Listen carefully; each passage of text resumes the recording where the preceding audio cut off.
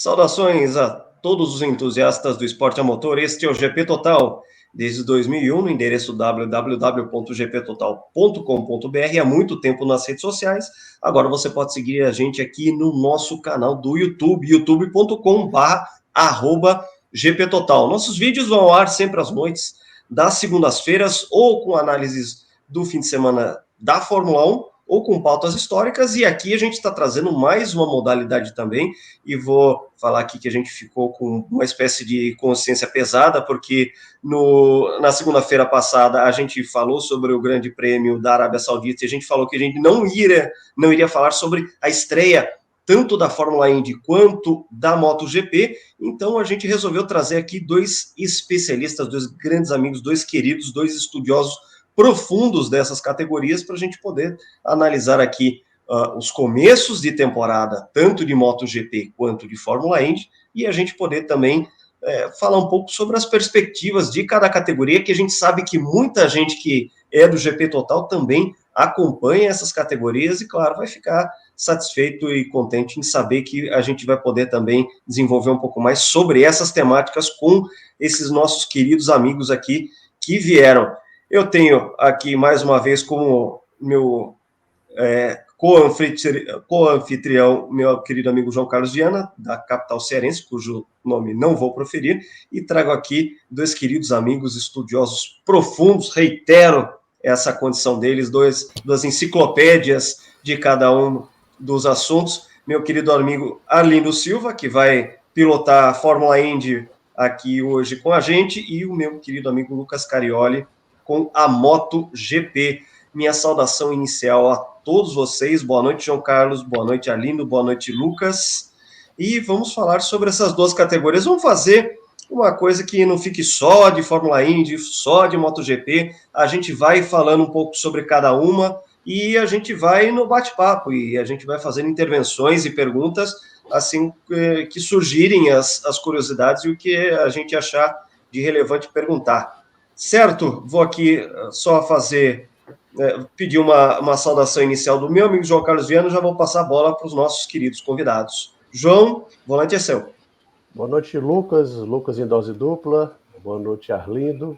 Boa noite a quem nos assiste. Bom dia, boa tarde, dependendo da hora que você está assistindo. São duas categorias, a Indy e a MotoGP, que são das minhas favoritas, sempre. São duas categorias que tiveram suas estreias. Eu até comentei que o Roger Penske e o Carmelo Espleta são dois CEOs fantásticos, prezam muito para suas categorias, mas não sei por qual motivo colocaram as duas coisas no mesmo horário.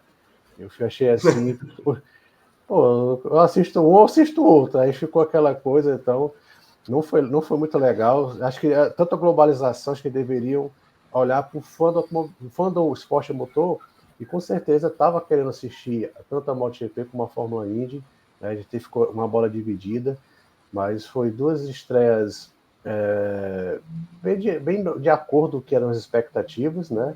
MotoGP com o domínio da Ducati, a Indy, depois do domínio da Ganassi, teve um domínio da Penske, né? Então, eu vou nem me estender muito, que tem o Arlindo e tem o Lucas para a gente destrinchar bastante essas duas categorias, que tem muita coisa para a gente conversar aqui. Eu vou passar a bola então para o Arlindo, por um simples critério de ordem alfabética, e para não dizer que eu estou privilegiando os Lucas nessa noite. Arlindo, boa noite. Prazerzaço ter você aqui, meu amigo. Prazer estar aqui também, prazer falar com todos vocês. Falando da Indy, falando da abertura da Indy, eu diria que ficou um gostinho de quero mais. A abertura em St. Pete poderia ter sido melhor, até sobre a questão dos horários, né? Acabou afetando a corrida, de uma certa forma afetou a corrida, a questão dos horários, e a questão de coincidir com o horário da MotoGP, ela tinha um motivo, né? A prova da Indy, ela foi alocada num time box, né, dos Estados Unidos, para que a NBC americana, que é quem transmite, tem os direitos da Fórmula Indy, pudesse transmitir na sequência o torneio de golfe que eles transmitem, né, nessa época do ano. E isso acabou gerando um efeito dominó, não só na questão da concorrência com a MotoGP, mas também na qualidade da corrida como propriamente dita, né? Porque nós tivemos uma prova com 100 voltas, né? A prova de St. Petersburg já teve mais do que isso, já teve uma duração de 110 voltas, e acabou afetando a dinâmica da prova. A gente teve uma prova muito voltada para aquilo que é um grande mal dos nossos tempos atuais, né, de provas de esporte a motor, que é aquela questão de corrida com ritmo cadenciado, gerenciamento de pneus, gerenciamento de combustível. Todo mundo levantando o pezinho no fim da reta, a gente viu muito isso. Poucas variações estratégicas e, como consequência, uma prova um pouco mais óbvia, né, com menos variações. E um resultado que acaba sendo... marca, até certa forma, a redenção do Joseph Newgarden, né? Que no ano passado ganhou as 500 milhas de Indianápolis, mas tanto ele quanto a Penske, né, tiveram muitas dificuldades em circuitos mistos e em provas de rua. E a forma como ele dominou a prova nesse final de semana mostra que a Penske trabalhou bastante no inverno, né, para recuperar esse terreno perdido aí em anos anteriores para a Ganassi, né? Tanto a Penske quanto a Chevrolet trabalharam bastante nesse sentido. E o Newgarden mostrou a qualidade dele. A gente muitas vezes acaba esquecendo que o Newgarden é um piloto cujo maior predicado era andar bem em circuitos mistos e em circuitos de rua, né? E ele agora voltou à boa forma aí, seria o destaque principal dessa prova, que, insisto, né, poderia ter sido melhor, mas por uma série de fatores que a gente vai dissecando aqui ao longo da jornada aqui, a gente explica o que aconteceu. Legal, agora de Lucas para Lucas e de 4 rodas para as 2 rodas, meu querido amigo Lucas Carioli, que prazer ter você aqui também. Eu estou muito feliz de ter vocês dois aqui com a gente nessa noite para a gente poder debater das categorias que a gente gosta muito também. Munido aí, né? A gente está com munição extra de grandes especialistas em cada uma das categorias. Suas considerações sobre a abertura da MotoGP Qatar. Prazer é todo meu por estar aqui, né? Companhia dos amigos aqui, como eu falei antes, né? O GP Total é uma turma de amigos, né? Que entendem muito de automobilismo, de motociclismo. Muito tranquilo estar aqui. Sobre a abertura da MotoGP, foi mais ou menos conforme o previsto, né? Quem acompanhou os testes pré-temporada em Sepang e no Qatar, né? Já sabia mais ou menos como é que ia ser, né? Especialmente no Qatar, né? É uma pista boa para Ducati, né? E no final dos testes pré-temporada, o Bagnaia mostrou a que veio, né? Fez um temporal lá e disse, não, acabou, eu que vou ganhar, entendeu? E se confirmou isso, né, cara? Se confirmou, a Ducati tem lenha para queimar por bastante tempo ainda, né? E eu acho que vai continuar dominando até a mudança do regulamento que eles estão planejando para 2027, né? Até lá, eu acho que não vai mudar muita a ordem da MotoGP. Eu acho que não. O que pode fazer alguma diferença... Pode começar, então... pode fazer alguma diferença nas pistas europeias, né? Que vão chegar ainda, né?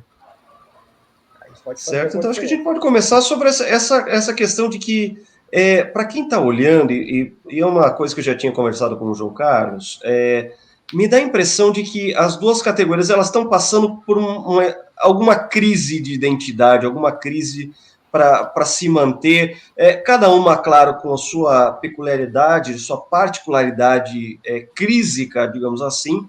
A gente enxerga uma Fórmula Indy que está indo para comemorar o GP número 200 do chassi DW12, o chassi que estreou justamente em 2012, ou seja, um chassi que está aí há muito tempo, e a gente se pergunta se a Indy não parou no tempo demais, se ela não ficou muito parada, simplesmente colocando reencarnações do mesmo chassi e não avançando passos em termos de tecnologias e evoluções técnicas possíveis para a categoria não só ficar mais segura, mas como ficar mais atraente, mais competitiva, enfim.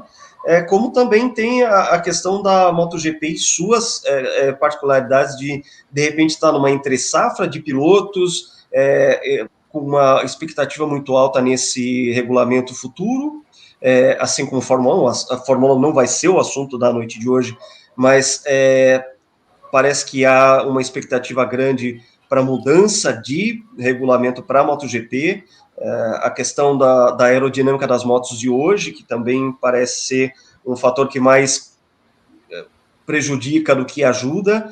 Eu queria contar com justamente a ajuda dos dois amigos para a gente poder discutir um pouco mais se vocês acreditam que essas categorias estão em um momento de crise tentando se reencontrar e tentando solucionar problemas que são complexos e que não conseguem ser respondidos por medidas simples, mas sim também medidas complexas. Arlindo, o que você podia falar para a gente da Indy e da sua configuração atual? A Indy ela teve um período entre temporadas que foi bastante turbulento, né? Se a gente levar em consideração anos anteriores, a gente teve mais agitação do que o convencional, do que a gente normalmente tem.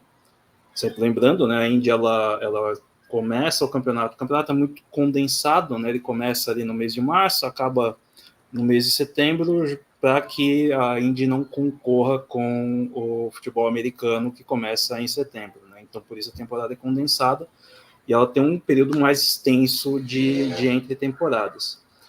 Mas não foi por isso que alguns assuntos vieram à tona.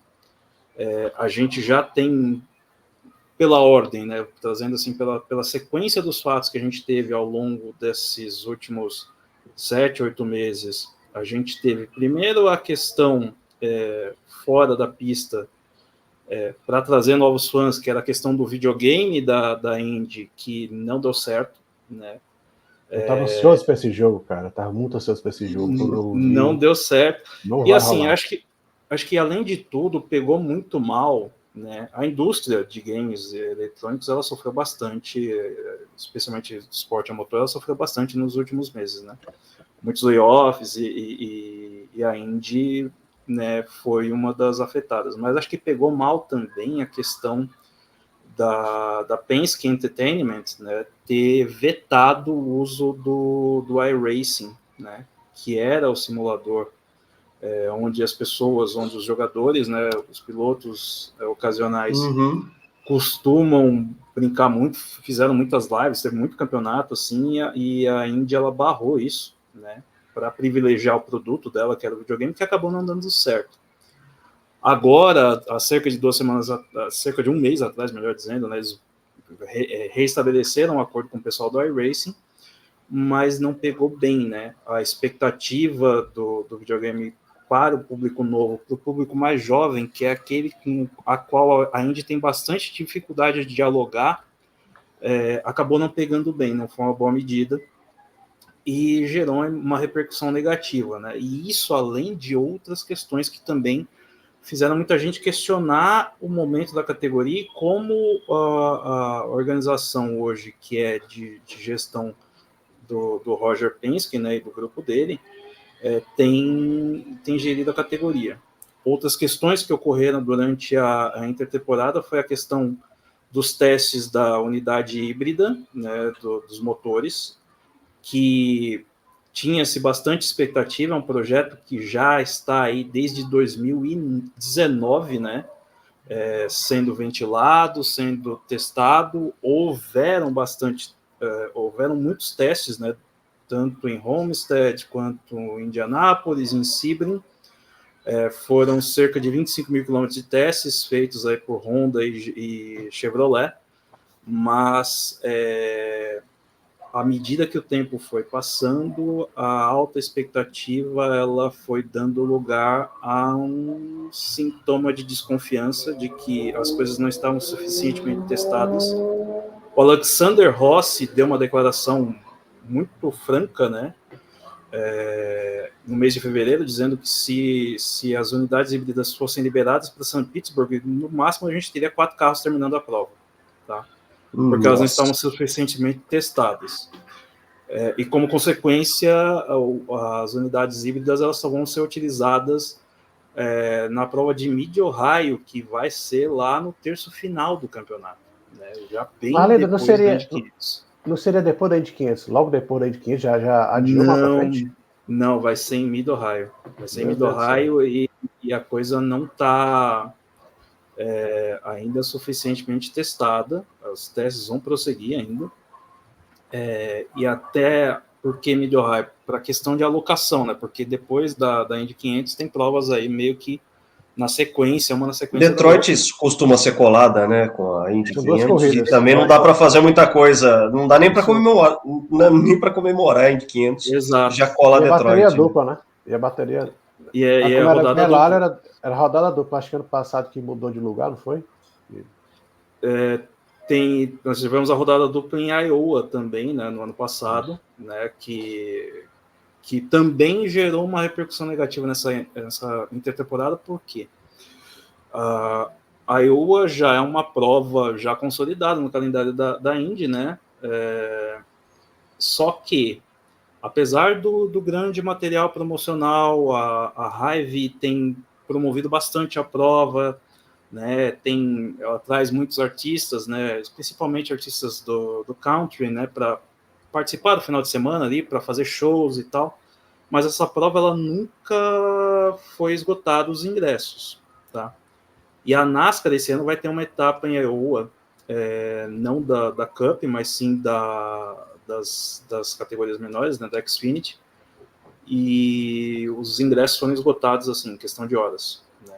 Então é um choque de realidade para a Indy, no sentido de que, apesar de a Indy correr lá há muitos anos, ela nunca chegou nessa situação, né? Então é um outro choque de realidade. A Indy perdeu o Texas, não teremos prova no Texas esse ano, né? Texas, que foi uma das melhores provas ano passado, né? Uma prova em oval, não vai estar. A gente na Indy vai ter agora o retorno de Milwaukee, né? Que é o oval tradicionalíssimo, um dos ovais, o oval mais antigo dos Estados Unidos, né? Vai estar de volta, que foi um pedido dos fãs, mas ainda não está 100%. Se diz que vai ser uma rodada dupla, mas ainda critérios acerca dos treinos, organização, ainda estão ali sendo discutidos. A gente tem a prova no Thermal Club, que vai ser a próxima etapa, que é uma prova extra-campeonato, valendo $1 milhão, como era o Marlboro Challenge, né, no final dos anos 80, começo dos anos 90, mas pegou mal a questão dos ingressos, né, porque é um clube fechado, né, um condomínio de luxo, né, onde as pessoas de entusiasmo por automobilismo elas podem assistir essa prova. Pegou mal porque a Indy quis vender ingresso, né, e o ingresso mais barato era de $2 mil, que você consegue pagar... Para ninguém ir, né? Exato, você consegue pagar com esse valor um camarote na Indy 500. Então, né, também não foi uma promoção muito legal. Então, também pegou negativamente para a categoria, né? Uma série de medidas aí que pegou negativamente: o atraso do híbrido, a questão também do videogame, dessas provas, tem a questão que surgiu muito recentemente também, que é a questão do charter, né? Para a Indy 500. O que é isso, né? Você ter vagas que são alocadas, né, para as equipes a Indy 500. Ela tem 33 vagas no grid, né, e os 33 mais rápidos largam. Mas a ideia seria, proposta pela Penske, né, pela Penske Entertainment, pelo Mark Miles, seria de que nós tivéssemos aí vagas que seriam pré-alocadas para os times que têm melhor participação no campeonato, né?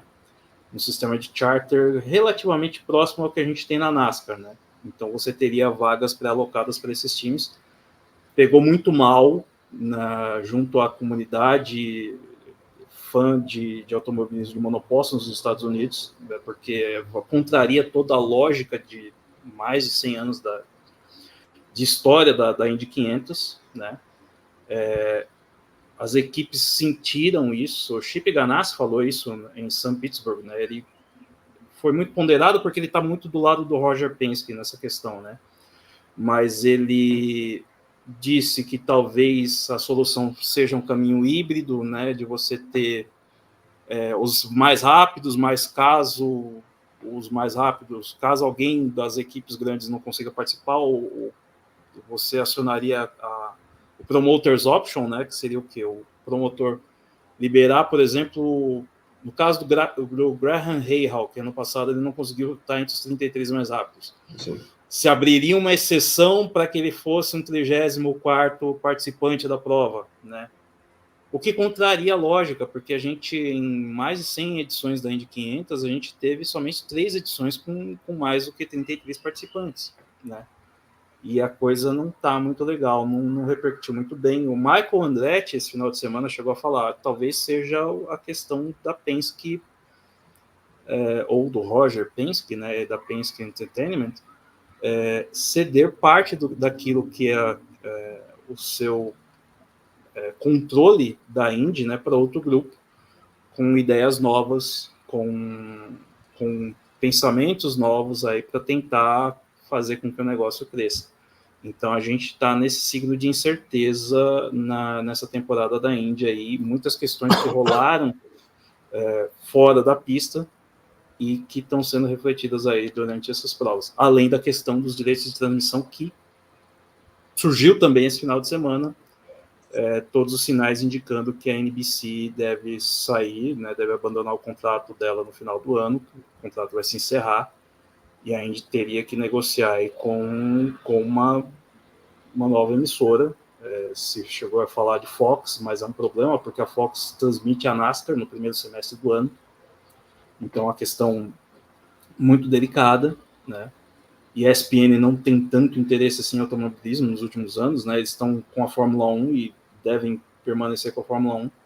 Então a Indy ela tem um momento delicado aí no que diz respeito à mídia também, né?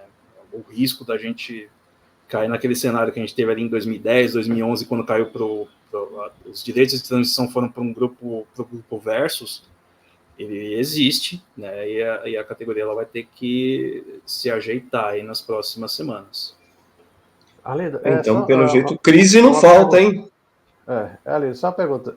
Eu vi essa entrevista do Michael Andretti, foi muito vocal, né? Que vem da categoria tal.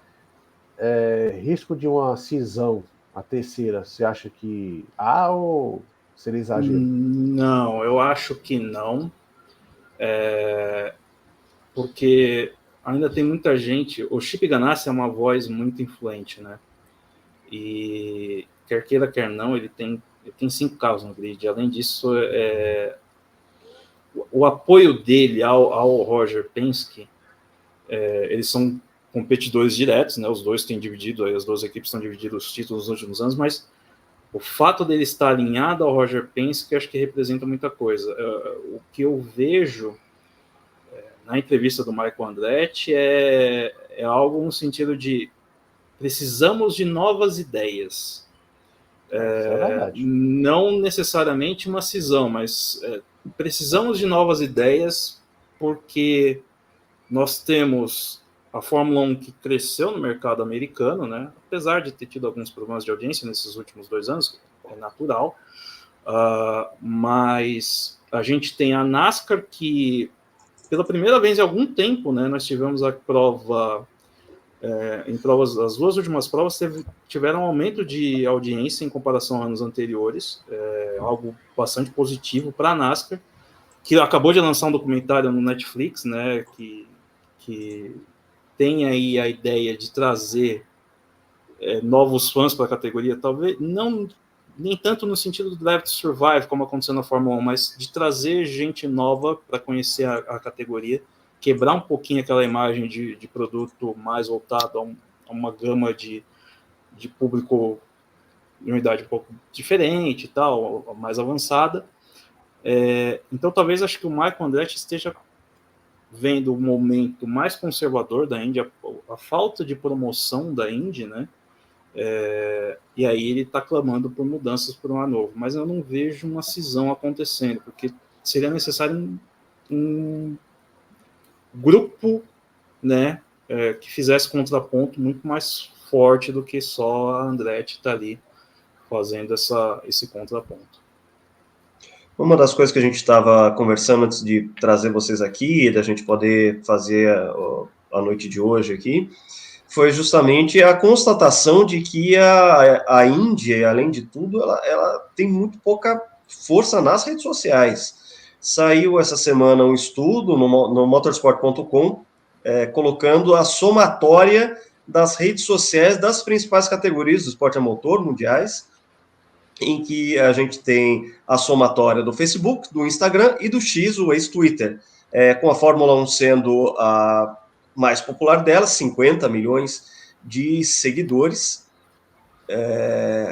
somadas as três redes sociais, seguida por MotoGP, com 36 milhões, e aí bem mais atrás, vindo a NASCAR na terceira colocação, com 11 milhões, 11,6, em seguida pelo Mundial de Rally, WRC, Fórmula Drift, Fórmula E, Fórmula 2 e só então a Indy, com 2,1 milhões de seguidores. Então a gente também consegue constatar essa crise também a questão de penetração nas redes sociais, que a gente sabe o quanto é necessário você se fazer presente e você divulgar a categoria e divulgar as informações, curiosidades, pilotos, marcas principalmente, porque a gente sabe que tudo é business nessas categorias, e a gente consegue, só nessa lista, a gente consegue ver o tamanho, por exemplo, que é a Fórmula 1, que são 50 milhões de seguidores, somadas às 3 redes sociais, a gente tem só 2,1, é uma coisa assim que não faz nem cócegas ao que é o público da Fórmula 1 nas redes sociais. Isso também é uma constatação de crise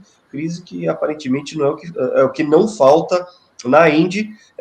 Pelo menos a gente tem essa perspectiva de que, olha, é melhor a gente se juntar e ver o que a gente vai fazer e vai propor de soluções novas, e o Michael Andretti, nesse sentido, é muito lúcido em trazer isso. Ele que acabou de tomar uma porta na cara da Fórmula 1 e vê na Fórmula Indy a principal operação dele, fala assim, não, mas espera aí, se é minha principal operação agora, a gente precisa cuidar bem dessa casa.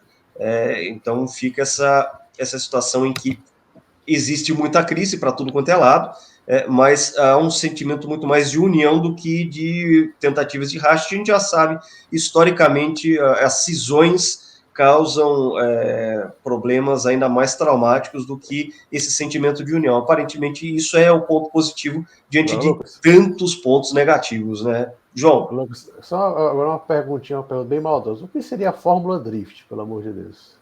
Alguém conhece? Olha só, Não faz pergunta. Eles fazem preliminar da Indy em Long Beach, tá? Eles usam especialmente aquele trechinho no final ali aquele hairpin. O grampo ali.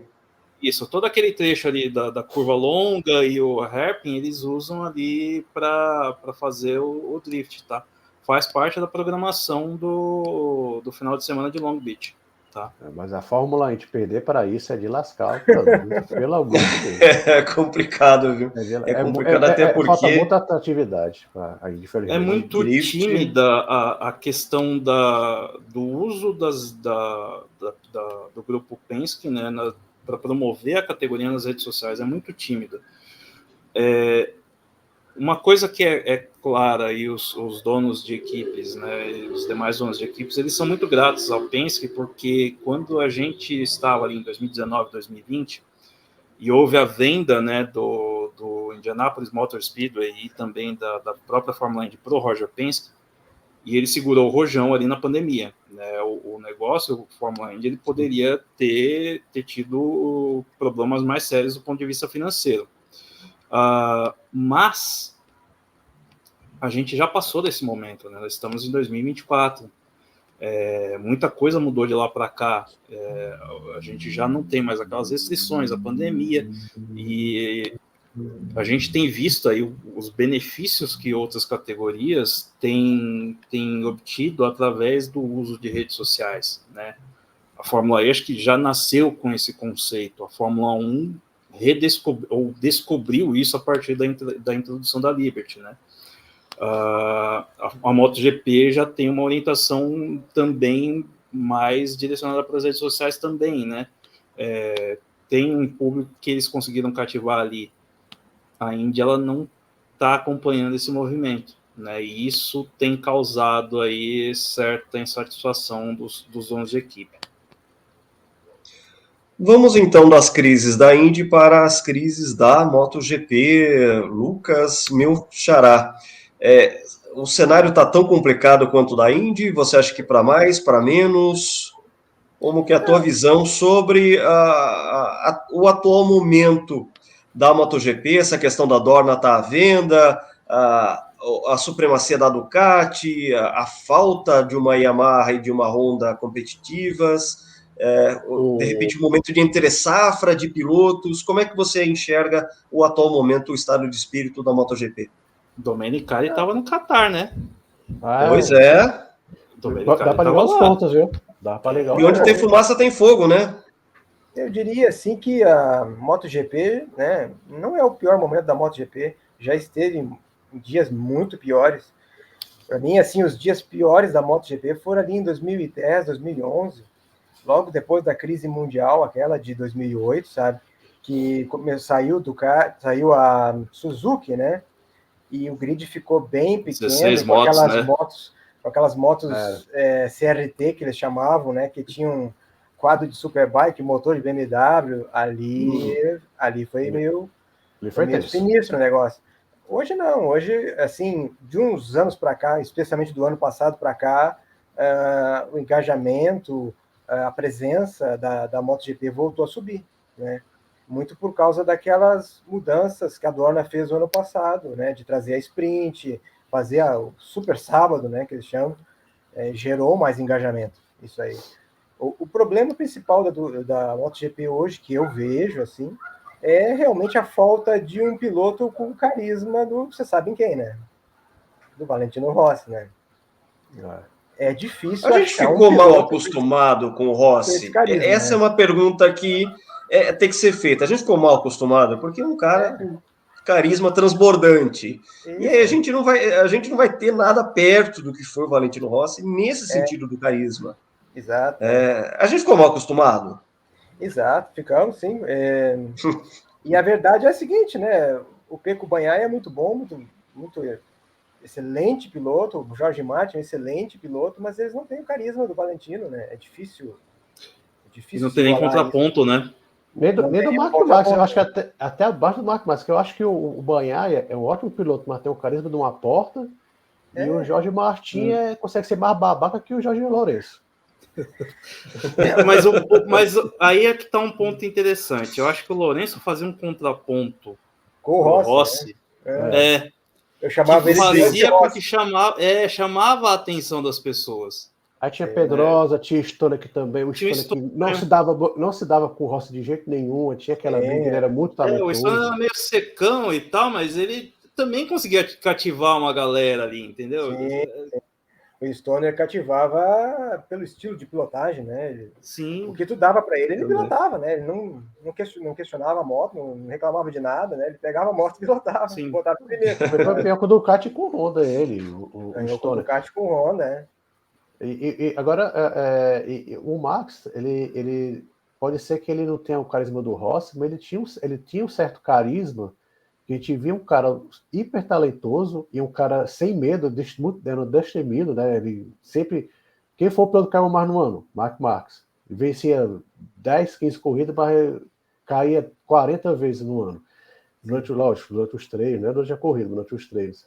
E eu acho que o acidente dele em 2020 foi um marco ali para a MotoGP, porque ali a MotoGP caiu muito ali. Porque o Quartararo também seria esse piloto, só que ele acabou caindo na crise da Honda, da Yamaha. Né? E o Bagnaia, pelo amor de Deus, ele não tem carisma nenhum, o cara totalmente apagado.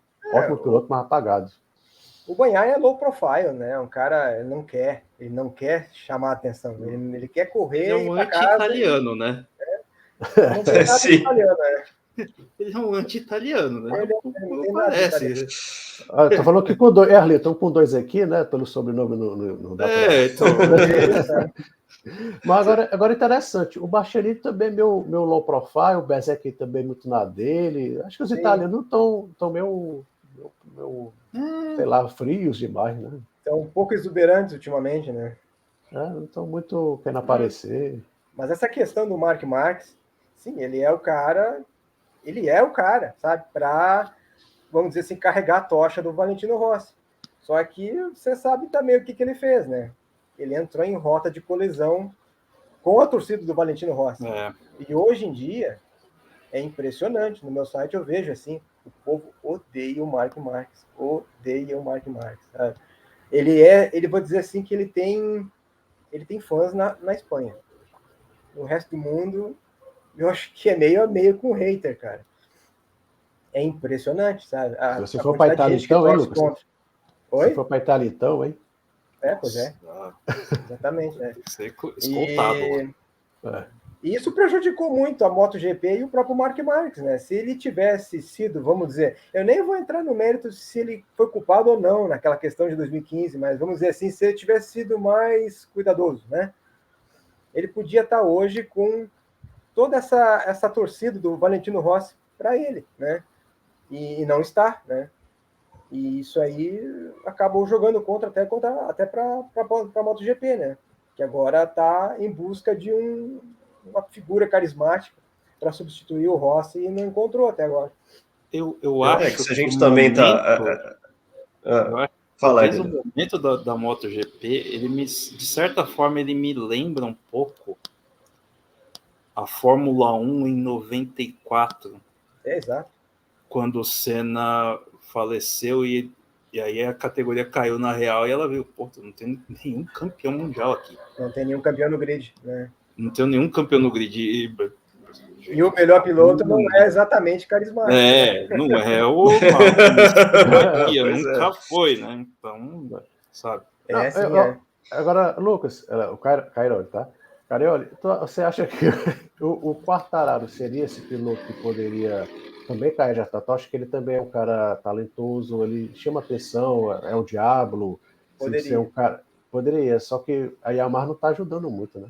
Mas o Yamaha, coitado, esse aí tá lascado. Que tá corrida lascado. Deprimente, hein? Nossa, ele tá lascado porque a Honda assim, lutando por 10º lugar. A Yamaha, né? Ela parou no tempo.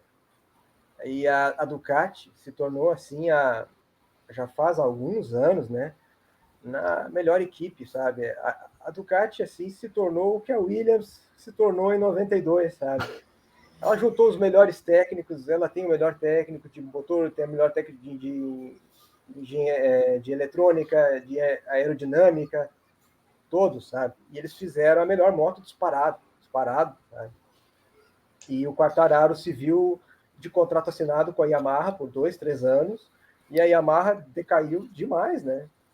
E agora a gente tem essa questão do regulamento aí, que vai mudar em 2026 para 2027, e dá para ver assim que a Yamaha e a Honda, eles não vão refazer a moto do zero agora, sabe? Eles querem primeiro definir como vai ser o regulamento para daí fazer o projeto novo, entendeu? Então, Honda e Yamaha, eles estão melhorando a moto com o que tem no box, né? Com o que tem, assim, mudando chassi, mudando umas pecinhas aqui, ali, escapamento e tal, sabe? E não é suficiente, né? Caralho, você acha... Pode falar, Vitor. Eu queria perguntar assim, a Honda, eu até entendo, ela teve a questão da unificação do HRC, que juntou todos os programas, eles estão até cogitando sair da Indy, porque estão achando a operação cara demais e tal.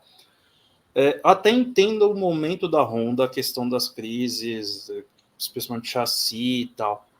Agora a Yamaha, para mim não caiu muito, não fica muito claro para mim, né?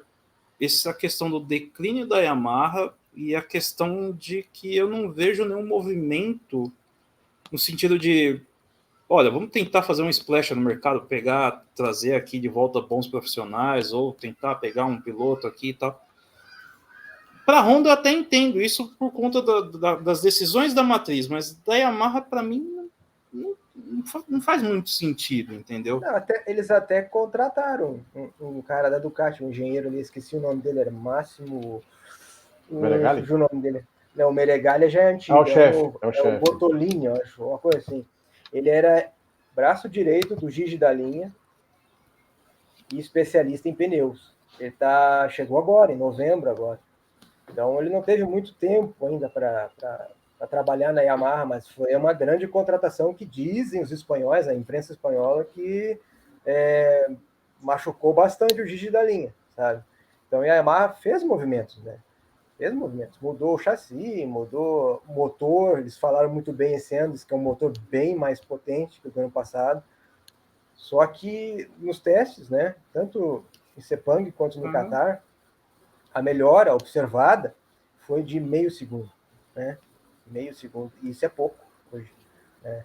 A sorte da gente nessa pré-temporada é que a gente pôde comparar bem direitinho a evolução das motos, porque as últimas corridas do ano passado foram nessas pistas, entendeu? Foram em Sepang e também foram no Qatar, que foi em novembro.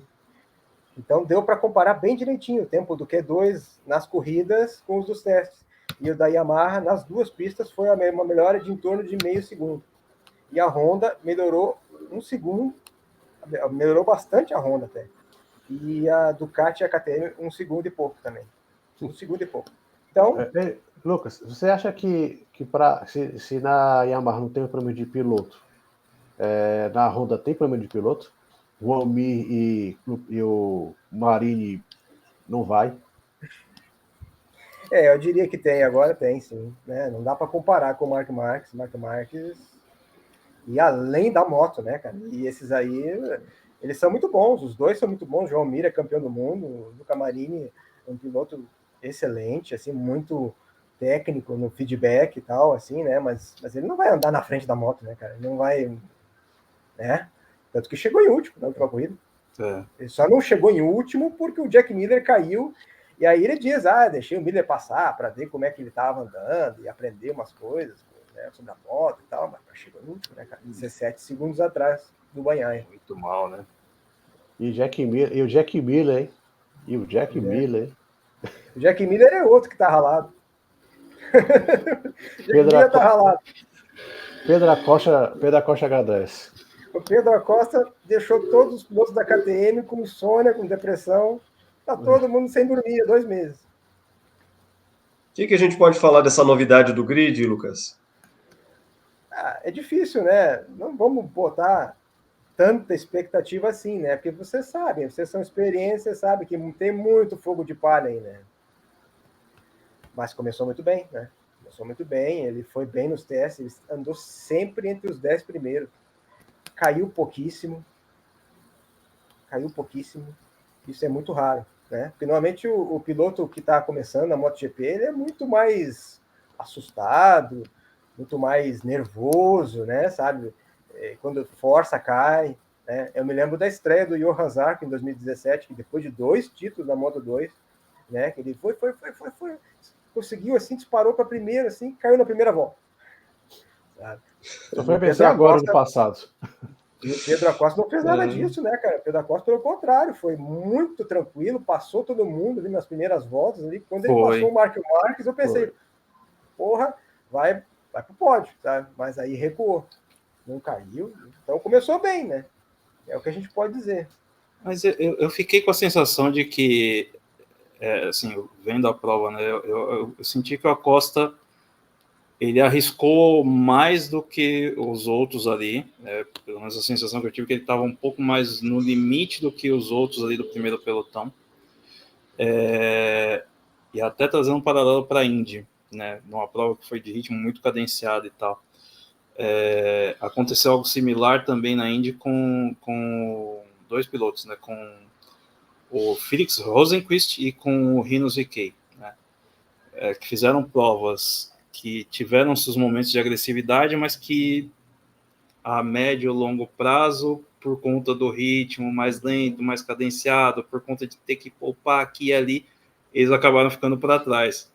E até eu vejo isso e eu fico mais uma vez chateado com aquilo que a gente tem visto hoje, que qualquer excesso um pouquinho além daquilo que é o script, daquilo que é o cara dirigir ou pilotar no trilho, aquela pilotagem um pouquinho mais exuberante, hoje o piloto acaba pagando a punição por isso no trecho final da prova, né? E dá para traçar dois paralelos muito claros, né? O Acosta ele começou muito bem, você viu que ele estava disputando ali, brigou com o Marques e tal, aí depois ele foi ficando para trás, ele deu uma errada em alguma curva ali, perdeu a posição, o Marques recuperou ali e tal, depois ele foi ficando mais para trás, né? Acabou caindo no trecho final da prova, ele acabou caindo de posições, né?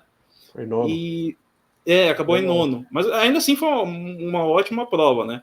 Mas Sim. você vê que qualquer tipo de tentativa um pouco mais ousada hoje, você vê que no final das contas não se sustenta, né? E a gente teve dois exemplos muito claros, assim. Nesse final de semana, o Rinos VK e o Felix Rosenqvist, a mesma coisa na Indy, né? O VK chegou a passar o Dixon numa relargada e tal, mas como ele tinha consumido mais combustível e mais pneu, ele teve que parar antes e acabou caindo para trás. A mesma coisa com o Rosenqvist, até chegou a liderar a prova um pouquinho, caiu para trás, né? Essa questão do ritmo cadenciado das provas hoje é uma coisa que me irrita profundamente, né? Porque você vê que tudo muito segue um script, né? Sim. E É. perde um pouco da essência da coisa. Antigamente, quando tu dava uma errada, né, passava reto, ou até mesmo caía, né, um tombinho pequeno, tu ainda conseguia voltar e até marcava uns pontos. Hoje tá muito difícil, cara. O ritmo é muito intenso, sabe? Muito intenso. E próximo, né? E próximo, muito, né? muito próximo. Uma coisa interessante que eu constatei nos testes Sepang, né? O João Mir fez a 10ª melhor volta dos testes Sepang com a moto nova. Esse tempo que ele fez nos testes, se fosse na corrida 2 meses antes, ele teria feito a pole position. Uau! De Honda, Pra tu né? ver o progresso que foi essa pré-temporada, né? Tirou mais de um segundo. Lucas, eu levantei aqui a mão, que eu vou ter um momento maldade aqui, falando aqui da Indy. Aqui é pro Arlindo. Ano passado a Meia Shake foi muito mal, né? Nunca ia nem pro top 12. E o pessoal dizia, não, o problema é o carro. Os pilotos não. O Cacho Neves e o Simão Pagenaud estão no pódio, o problema não são os pilotos. Sim. Vira 2004, sai ele, o Cacho Neves, Pagenaud, né? Foi até por um acidente, né? Sim, a questão do acidente dele. Aí em Mid-Ohio. E de repente o Félix Rosenqvist consegue uma primeira fila. Será que o problema não era piloto não, 2023, na Meia Shank? Olha o veneno que desce daqui. Olha.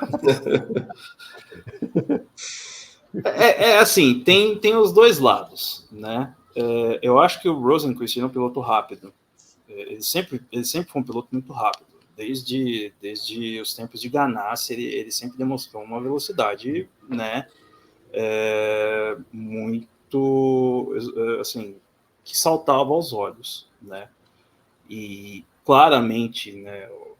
Quando você vê ele no lugar de pilotos como o Hélio, que, assim, por todo o tamanho do Hélio, mas a gente tem que levar em consideração que ele já está num outro momento da carreira dele, né?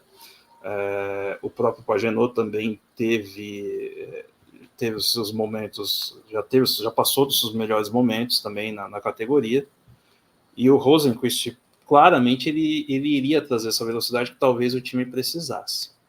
Só que, ao mesmo tempo, a gente tem que ter calma, porque a gente sabe que o Rosenqvist é aquele cara que começa muito bem o ano, né? Ele vai muito bem, anda rápido e, de repente, amanhã ou depois ele tá andando lá em 19º, 20º, bateu, rodou, some, ninguém viu, assim... Bateu no companheiro da equipe. Velocidade ele tem. Isso é nítido, né?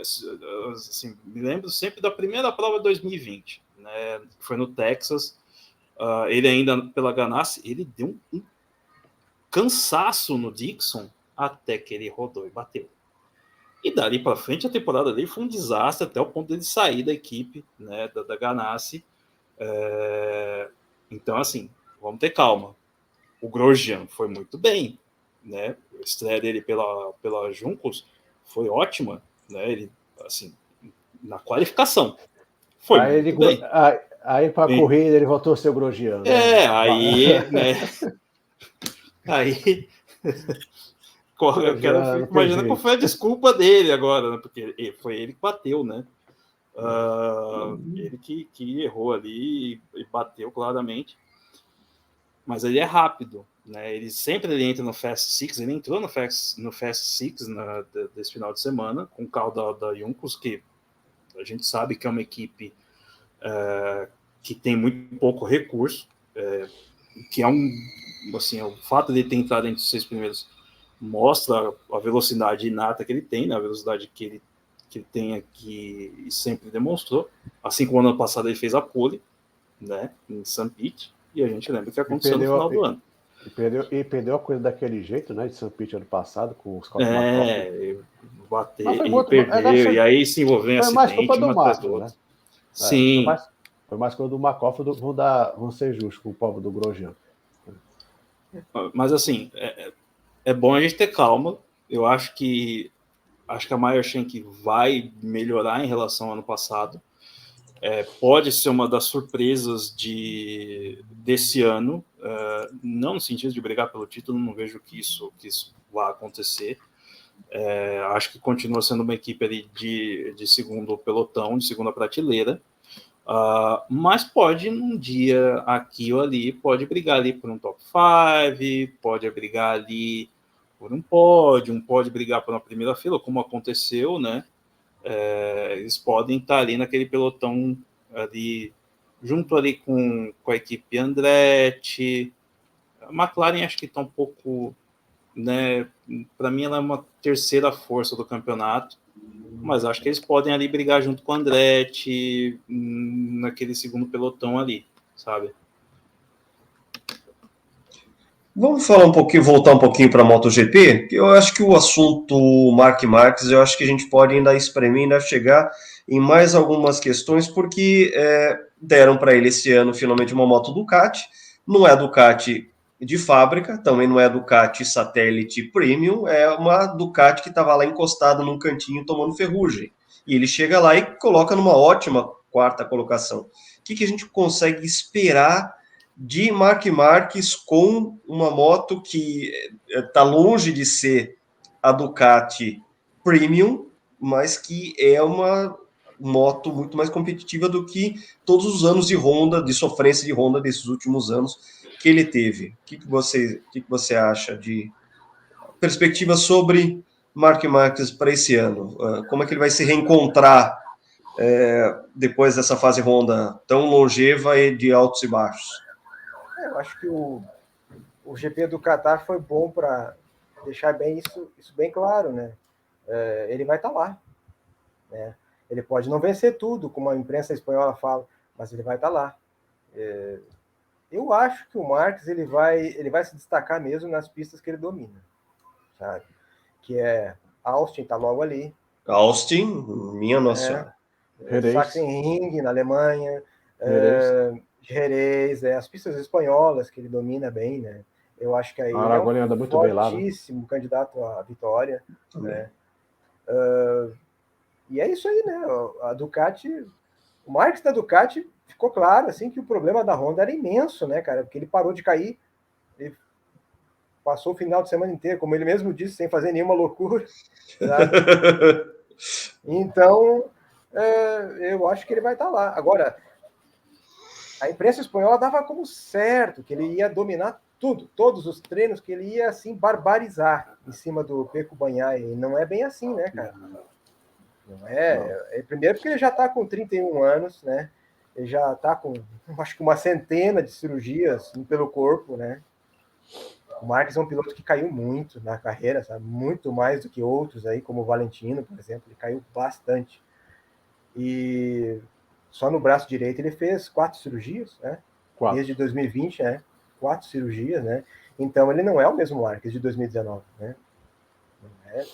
Mas mesmo assim, com um braço e meio, como falava o Alberto Puig, né? Ele vai estar lá. Ele chegou ali logo atrás do Jorge Martin, né? Com a GP24. Lucas, agora mais um momento aqui de veneno aqui vai na minha boca, na MotoGP. Que o Alex Max, né, ele era da Gresina ano passado, teve destaque, ganhou um sprint, e esse ano tá com o lado do irmão na primeira corrida, ficou bem atrás, né? Isso confirma um pouco que o Alex Max seria um Ralf Schumacher piorado?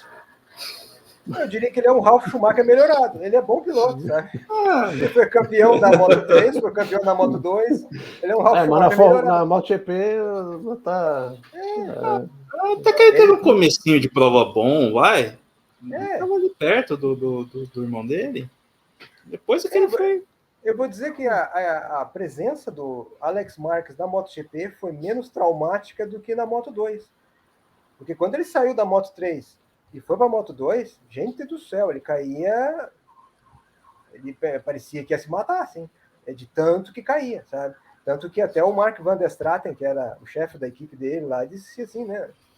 Até pensou em encostar ele, mas ele investiu tanto, sabe, no Alex Marques, que manteve ele na moto. E no final foi campeão, né? Então, é um bom piloto. É um bom piloto, mas a sombra do irmão, né? Claro. É um Ralf Schumacher mais ou menos ali, né? Com certeza. Você acha que o Mark briga pelo título esse ano, ou seria mais realista ali um quarto, quinto lugar, algumas vitórias? Bom, ele chegou 3 segundos atrás do Bagnaia, né? Então, ele está na disputa pelo título já. Mas vamos ver, tem que melhor esperar ainda, né? Eu esperaria primeiro as pistas europeias, né? A gente vê a real mesmo, assim. Porque o Bagnaia, é que depende também, né? O Bagnaia é um piloto assim, quando tá tudo bem, ele vai, sabe? Mas se ele entra se ele cai inesperadamente, como aconteceu ano passado, e entra numas paranoias, assim, ele começa a errar, sabe? Ele fica nervoso e começa a errar. Então, se o Marques se aproveitar disso, é capaz dele entrar sério na disputa pelo título. Mas você não acha que à frente do Marques ainda tá o Jorge Martin, com toda a babaquice dele? É que o Jorge Martin, ele não se entendeu muito bem com essa moto, sabe? Não tanto quanto o Bagnaia. Também tem isso. Ele está reclamando de vibração, diz que a moto tem vibração. Mas Lucas, você viu a frase completa, né? Oi? Se não fosse a frase completa da entrevista do Jorge Martin, né? Que se não fosse a vibração, eu seria imbatível. Ele tem dessas, assim, né? De que, eu não venci porque isso me aconteceu. Eu não sei, eu acho que a incapacidade do Bagnaia de fechar o título mais cedo ano passado talvez tenha dado uma visão nossa do Jorge Martin um pouco mais otimista do que na verdade ela é. Talvez. Eu vejo o Martin é um cara, eu gosto muito dessa comparação, né? Mansell Piquet em 87, né? O Mansell era mais rápido que o Piquet, mas o Piquet era mais completo. Eu vejo o Martin mais talentoso, mas ele não tem um pacote completo como o Bagnaia nesse momento tem. É tanto que o Martin vence muito sprint, mas na corrida do domingo, quem vence o Bagnaia vence mais vezes. Sim, eu acho que tem muito. O Martin é um cara muito talentoso, muito talentoso. Eu explico aqui, né, da estatística dele, tá, da babaquice dele, mas ele é um cara muito talentoso. Eu acho ele mais rápido que o Bagnaia. Só que o Bagnaia, ele gerencia a corrida melhor, sabe? O Bagnaia já está naquela fase assim. O Bagnaia já está naquela fase assim, Alan Prost, sabe? Naquela fase Ed Lawson, sabe? Isso, acho que seria uma boa comparação do Ed Lawson. O Steady Ed, né? Steady Ed, né? Sempre e o Martin não. O Martin, ele é aquele cavalo que corre sem parar, assim, sabe? E quando vê, ele tropeça e cai, sabe? e se deixa levar muito, né? Como aconteceu na prova do Qatar no passado, inclusive, que ele teve aquela largada ruim e já ali destemperou tudo e a coisa não fluiu. Isso. Aí o pneu. Foi o pneu, por que estão me prejudicando? Naquela me prova roubou. do Qatar ali, ele já sabia que não tinha... Opa, conectou. Estão me ouvindo? Estamos te Sim. ouvindo. Ouvindo estamos. Agora estamos Na prova do Qatar no passado, ele já sabia que não tinha ritmo de corrida na sexta-feira. Né? Mas aí venceu o sprint brilhantemente, inclusive, foi muito bem. E na corrida longa, né, a física aconteceu, né, cara? E ele começou a se desesperar, né? Começou a bater no guidão e tal, assim. Ele tem um certo destempero ainda, com certeza. Tem um certo destempero. Sabe? Legal, gente. Vamos indo para a reta final desse nosso encontro, que está rendendo pra caramba aqui. Queria a palavra de vocês de consideração final. O que vocês acreditam, né, de cada categoria, Indy e da MotoGP? O que vocês têm como perspectiva, como não só como entusiastas, mas também o que vocês torcem para que aconteça nas categorias neste ano de 2024, começando com o Arlindo falando da Indy.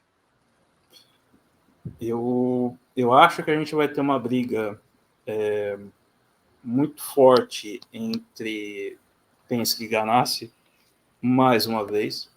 Acho que a disputa pelo título ela vai ficar ali, vai ser mais próxima do que foi esse ano, do que foi na última temporada, onde a gente teve a Ganassi, né, prevalecendo com Palou e Dixon. Acho que esse ano a disputa vai ser mais apertada. Me parece que a Penske melhorou bastante na questão. Fez lição de casa, né? Sim, ela fez a lição de casa. Eu vejo que o Newgarden aparentemente está mais forte esse ano e pode ser uma ótima disputa entre ele e o Palou, com Dixon e Will Power correndo ali por fora. Não descartaria o Scott McLaughlin, tá? Eu não descartaria ele da briga. Ele tem os seus momentos, ele pode aparecer, mas acho que a disputa pelo título vai ficar entre esses 5 pilotos, né?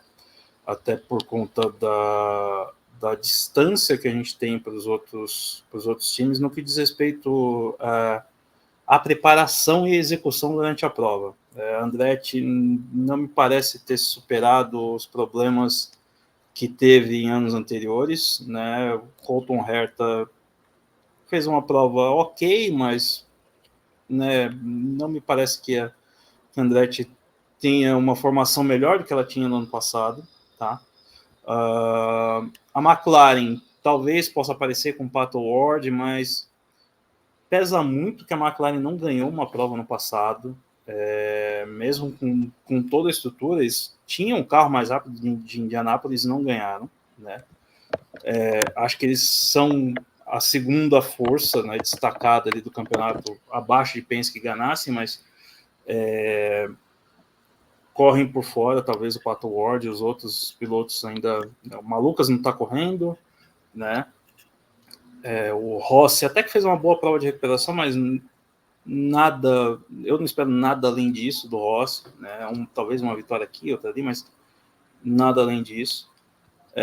E as outras equipes aí, talvez um Ljunggaard pela Reihal aparecendo, algo nesse sentido.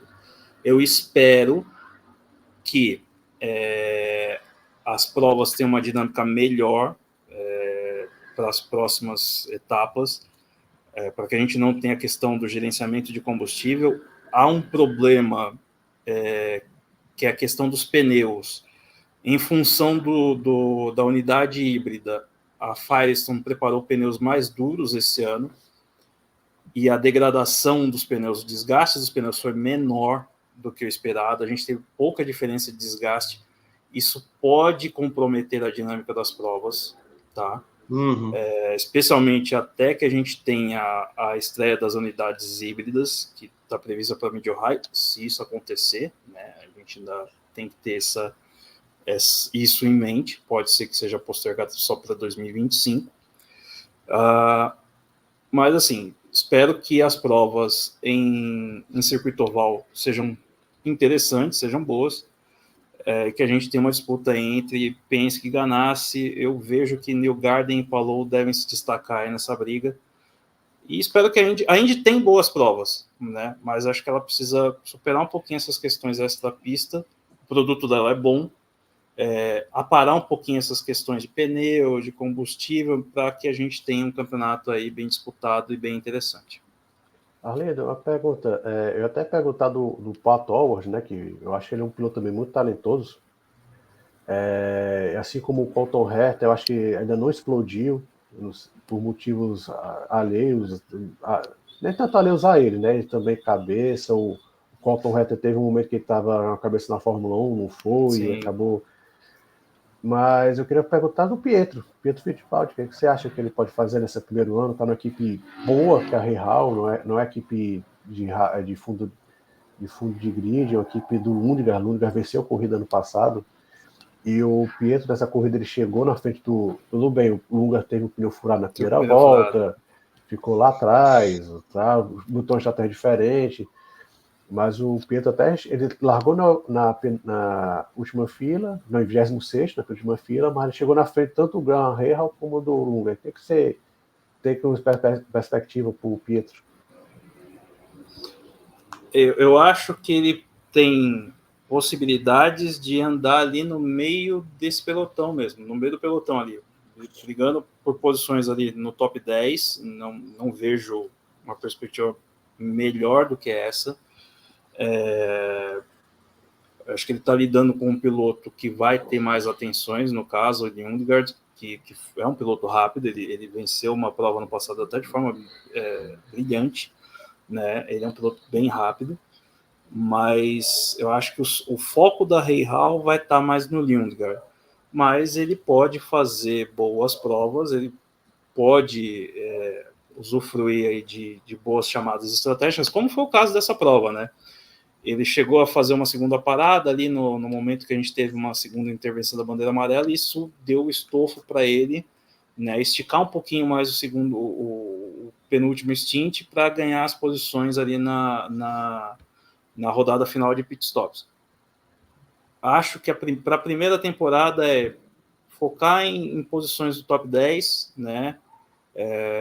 Contar com a regularidade, não cometer abusos. É uma equipe que tem limitações, não é uma equipe de ponta, uma equipe que está ali, eu diria, um degrau abaixo da Andretti até, né? Ela não está no mesmo degrau da Andretti, está ali talvez ali junto com a Meyer Shank, as duas ali junto com a equipe do Ed Carpenter, especialmente em ovais. A equipe do Ed Carpenter é muito boa. Acho que é nesse bolo aí que ele fica, nessa prateleira aí de top 10 a top 20 para somar pontos aí ao longo da temporada. Legal. Lucas Carioli, para a gente encerrar aqui a noite de hoje, que foi muito bacana aqui com vocês, a tua perspectiva para essa MotoGP 2024, Banhaia Tri, muito fácil, muito difícil, quem que vem, como que você enxerga? Claro, a gente está falando tanto da Indy quanto da MotoGP, de situações de pouquíssima amostragem, a gente teve só uma corrida, mas nessa corrida a gente já consegue tirar várias lições, várias constatações que a gente pode usar para construir essa temporada na nossa cabeça ao longo do tempo. O Banhaia começou essa temporada mais tranquilo do que 2023 e 2022, entendeu? Ele disse que adorou a moto e isso já é um sinal do que vai vir por aí, né? Então, é um campeonato que se encaminharia muito facilmente para o Banhaia tricampeão, mas tem esse fator Marc Marques que a gente falou aí, né? Que vai, sem dúvida, mexer com os pauzinhos ao longo da temporada, né? Porque o Marques, ele não participa simplesmente, sabe? Ele interfere nas coisas, né?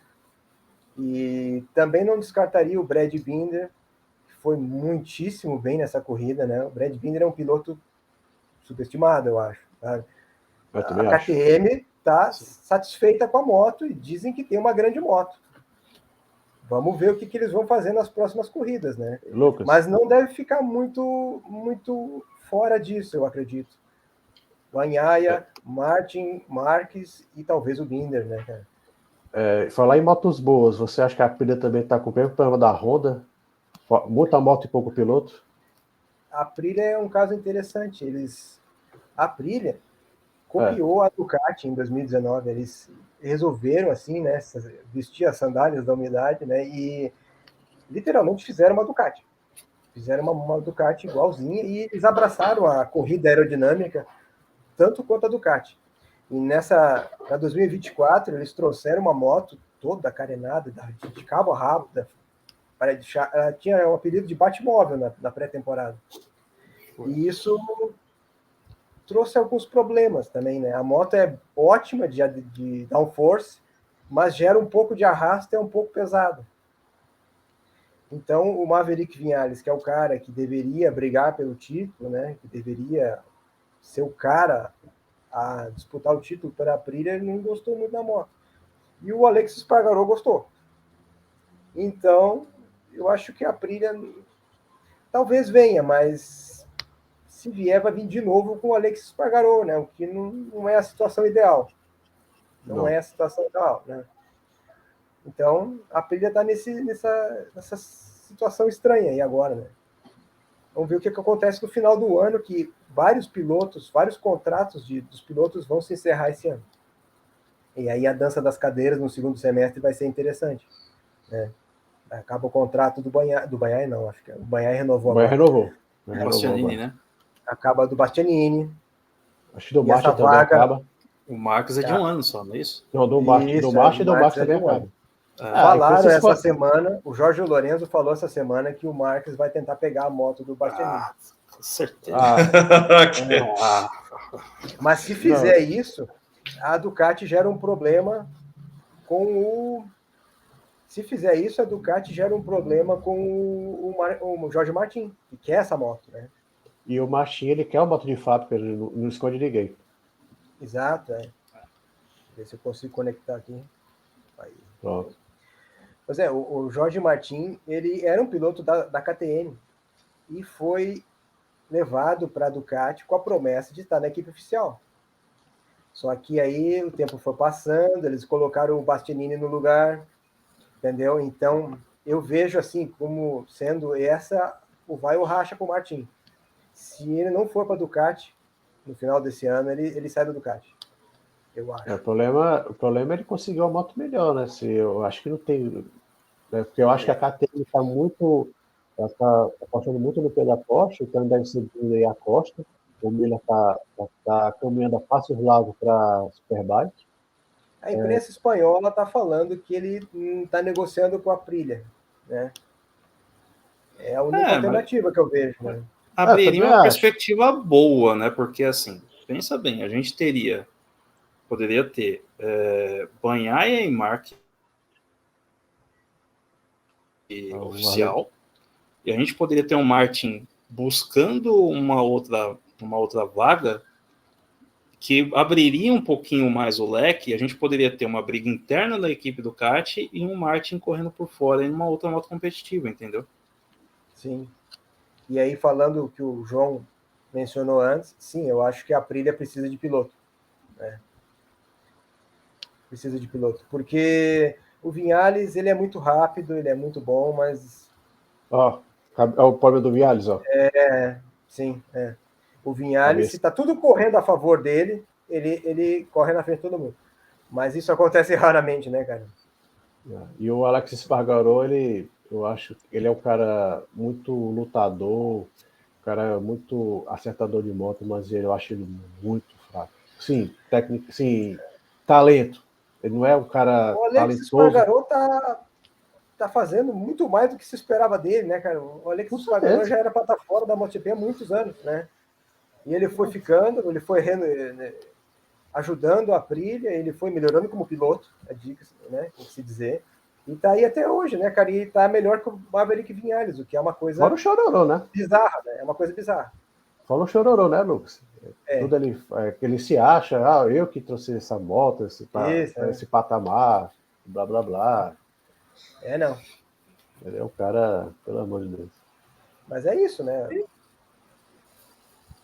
Eu acho que com essas considerações, Vamos, assim, só você falar um pouco da Aprilia aqui, a gente já pode encerrar, porque, assim, eu não tenho nem como agradecer a palestra que vocês dois deram aí para cada uma das categorias, o quanto vocês enriqueceram a nossa discussão a respeito das duas categorias. Só esse finzinho aí que eu acabei interrompendo, peço até desculpa que eu acabei interrompendo.